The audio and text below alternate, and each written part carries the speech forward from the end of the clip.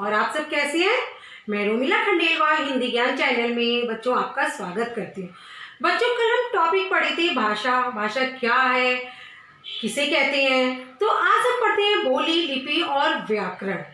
तो चलिए हम डिस्कस करते हैं, क्यों टाइम वेस्ट करें, चलिए डिस्कस करते हैं। बोली, लिपि और व्याकरण। भाषा का क्षेत्रीय रूप जो सीमित क्षेत्र में बोला जाता है, और हिंदी भारत के अधिकांश भाग में बोली जाती है। तो ये क्या है, भाषा, क्योंकि अधिकांश भाग में बोली जाती है। और जैसे राजस्थानी है तो राजस्थान के सीमित क्षेत्र में बोली जाती है, तो ये क्या होगी, बोली, क्योंकि वो सीमित क्षेत्र में बोली जाती है। अब लिपि क्या होता है, प्रत्येक वर्ण के लिखने के लिए निर्धारित जो चिन्ह होता है उसे ही हम लिपि कहते हैं। जैसे लिखने के ढंग को हम लिपि कहते हैं। अब भाषा और लिपि, हिंदी की लिपि क्या होती है, देवनागरी। अंग्रेजी की लिपि क्या होती है, रोमन। उर्दू की लिपि क्या होती है, फारसी। पंजाबी की लिपि क्या होती है, गुरुमुखी। अब कश्मीरी की लिपि क्या होती है, सारदा। संस्कृत की लिपि क्या होती है, देवनागरी।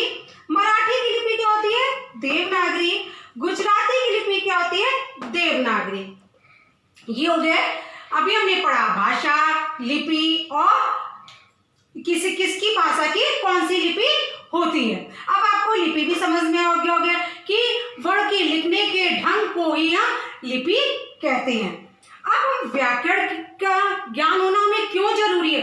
यदि हमें व्याकरण का ज्ञान नहीं होगा तो हम वाक्य को सही नहीं लिख पाएंगे। इसलिए हमें हिंदी में व्याकरण का ज्ञान होना बहुत जरूरी है, क्योंकि व्याकरण ही ऐसी चीज है जो हमें शुद्ध बोलना और लिखना पढ़ना सिखाता है। तो व्याकरण भाषा को शुद्ध रूप में प्रयोग करने के लिए जो नियम बनाए जाते हैं उन्हें हम व्याकरण कहते हैं, क्योंकि अपनी हर चीज के कुछ नियम होते हैं। तो व्याकरण में भी कुछ नियम बनाए गए हैं हमें शुद्ध करने के लिए, उसे ही हम व्याकरण कहते हैं। जैसे लड़कियां दौड़ रहे हैं, ये वाक्य सही है, नहीं, गलत है। इसका शुद्ध वाक्य क्या होगा, लड़कियां दौड़ रहे हैं, गलत है, ये लिंग संबंधी गलतियां हैं। तो शुद्ध वाक्य होगा लड़कियां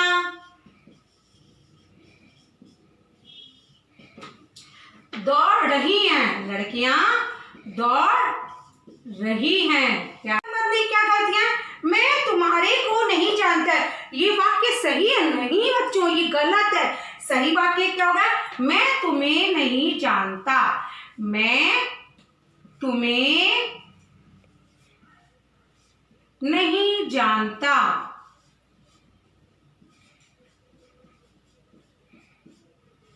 ये वाक्य सही है।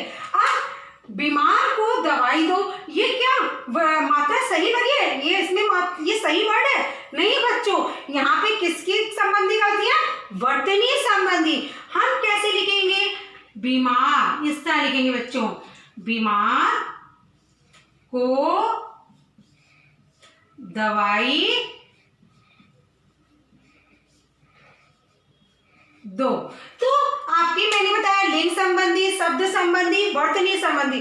और बच्चों ये ध्यान रखिएगा, व्याकरण में हमें क्या सिखाता है, शुद्ध करना सिखाता है, तो हमें उसको नियम को जरूर ध्यान रखना चाहिए। ठीक है बच्चों, ये वीडियो शुरू से आखिरी तक जरूर देखिए, और मेरी वीडियो आपको कैसी लगी कमेंट करिए, प्लीज कमेंट जरूर करिए, मुझे बहुत अच्छा लगता है। और लाइक करिए, शेयर करिए और सब्सक्राइब करिए। धन्यवाद।